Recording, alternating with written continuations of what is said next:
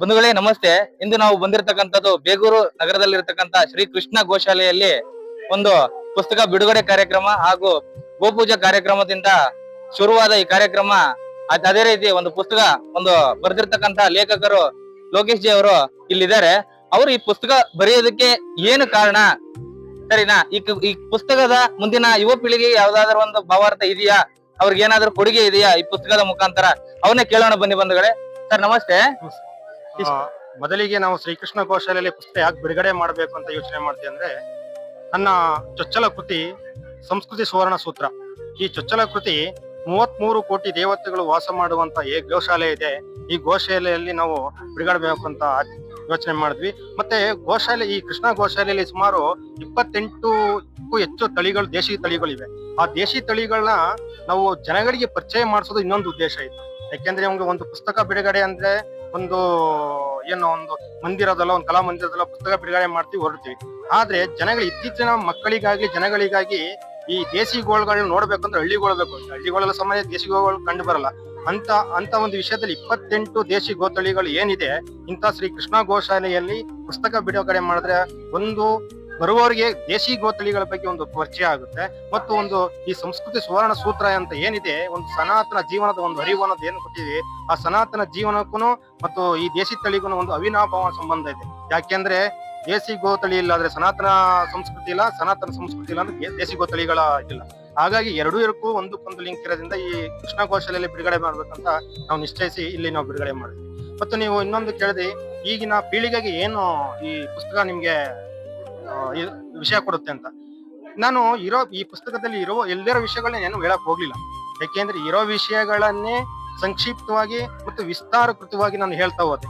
ಏನು ಸಂಸ್ಕೃತಿ ಸುವರ್ಣ ಸೂತ್ರ ಅಂತ ಹೇಳಿದ್ರೆ, ನಮ್ಮ ಸನಾತನ ಜೀವನದ ಏನು ಒಂದು ಆಚರಣೆಗಳಿವೆ.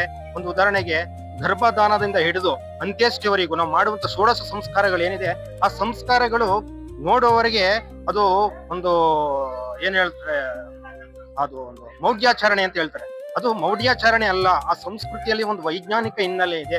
ಆ ವೈಜ್ಞಾನಿಕ ಹಿನ್ನೆಲೆಯನ್ನು ನಾವು ತಿಳಿದು ಆ ಸಂಸ್ಕೃತಿನ ಆಚರಿಸಿದಾಗ ನಾವು ನಮ್ಮ ಧರ್ಮದ ಬಗ್ಗೆ ಎಷ್ಟು ಹೆಮ್ಮೆ ಬರುತ್ತೆ, ನನ್ನ ಸನಾತನ ಸಂಸ್ಕೃತಿ ಬಗ್ಗೆ ಎಷ್ಟು ಹೆಮ್ಮೆ ಬರುತ್ತೆ ಅನ್ನೋದನ್ನ ಈ ಪುಸ್ತಕ ಹೇಳ್ತಾ ಹೋಗುತ್ತೆ. ಹಾಗಾಗಿ ಏನು ಈಗ ನಾವು ಹಾಕುವಂತ ಏನು ಜನಿವಾರದ ಯಜ್ಞೋಪವೀತ ಆಗುತ್ತೋ, ಈ ಯಜ್ಞೋಪವೀತ ಕೇವಲ ಜಾತಿ ಸೂಚಕವಲ್ಲ, ಅದು ಕರ್ಮ ಸೂಚಕ. ಈ ಕರ್ಮ ಸೂಚಕ ನಾವೇನು ಆ ಜನಿವಾರ ಧಾರಣೆ ಮಾಡ್ತೀವಿ ಒಬ್ಬ ಹಿಂದೆ ಪ್ರತಿಯೊಬ್ಬ ಸನಾತನ ಜನಿವಾರ ಧಾರಣೆ ಮಾಡ್ತೀವಿ ಅಂತ ವೇದಗಳು ಹೇಳ್ತವೆ, ಮತ್ತೆ ಉಪನಿಷತ್ತುಗಳು ಹೇಳ್ತವೆ. ಹಾಗಾಗಿ ನಾವು ಹಾಕುವಂತ ಜನಿವಾರ ಏನಿದೆ ಅದು ಕೇವಲ ಜಾತಿ ಸಂಸ್ಕೃತಿ ಅಲ್ದೇನೆ ಅದು ಕರ್ಮ ಸೂಚಕವೂ ಸಹ ಆಗಿರುತ್ತೆ. ಹಾಗಾಗಿ ಅದರೊಂದು ಆಚರಣೆ ಹೇಗೆ ಮತ್ತು ಷೋಡಶ ಸಂಸ್ಕಾರಗಳ ಆಚರಣೆ ಹೇಗೆ, ಹೀಗೆ ಒಂದೊಂದು ವಿಷಯಗಳನ್ನ ಬಿಡಿಸ್ತಾ ಹೋಗಿದ್ದೀನಿ. ಇದರಲ್ಲಿ ನನ್ನ ವಿಷಯಗಳು ಯಾವುದೂ ಇಲ್ಲ. ಇದನ್ನ ನಾನು ಏನು ಮಹರ್ಷಿ ದಯಾನಂದ ಸರಸ್ವತಿ ಅವರಂತ ನಮ್ಮ ಅಮರ ಗ್ರಂಥಗಳಾದಂತ ಸತ್ಯಾರ್ಥ ಪ್ರಕಾಶ ಆಗ್ಬೋದು, ಋಗ್ವೇದಾದಿ ಭಾಷ್ಯ ಭೂಮಿಕಾ ಆಗ್ಬೋದು, ಮತ್ತು ಮನುಸ್ಮೃತಿಗಳ ಒಂದು ಮಂತ್ರಗಳಾಗ್ಬೋದು, ಈ ಮಂತ್ರಗಳನ್ನ ನನ್ನ ಗುರುಗಳಿಂದ ನಾನು ಕಲ್ತಿದ್ದನ್ನ ನಾನು ಅಲ್ಲಿನ ಬರಿತಾ ಹೋದೆ.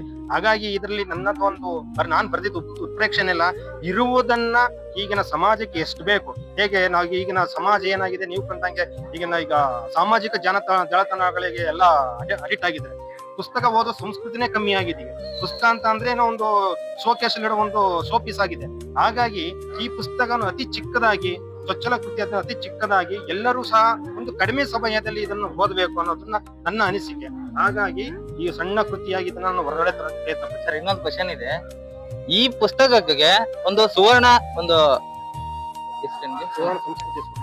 ಸುವರ್ಣ ಸಂಸ್ಕೃತಿ ಸೂತ್ರ ಅನ್ನೋ ಒಂದು ಹೆಸರಿಡೋದಕ್ಕೆ ಮೇನ್ ಉದ್ದೇಶ ಏನಿರ್ಬೋದು ಸರ್ ನಿಮ್ಮ?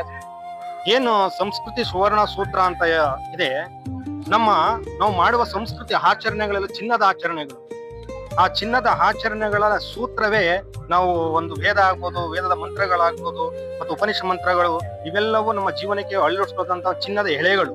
ಈ ಎಳೆಗಳನ್ನ ನಮ್ಮ ಸಂಸ್ಕೃತಿ ಅಂತ ಈ ಚಿನ್ನದ ಎಳೆಗಳನ್ನ ನಾವು ಜೀವನದ ಅಳವಡಿಸ್ಕೊಂಡು ಹೋಗ್ಲಿ, ಇದು ಪವಿತ್ರ ಒಂದು ಹಿಂದೂಗಳ ಸನಾತನಿಗಳ ಒಂದು ಪವಿತ್ರ ಆಚರಣೆಗಳಾಗ್ಲಿ ಅನ್ನೋದಕ್ಕೋಸ್ಕರ ಈ ಹೆಸರನ್ನ ನಾನು ಆಯ್ಕೆ ಮಾಡ್ತೀನಿ. ಧನ್ಯವಾದಗಳು.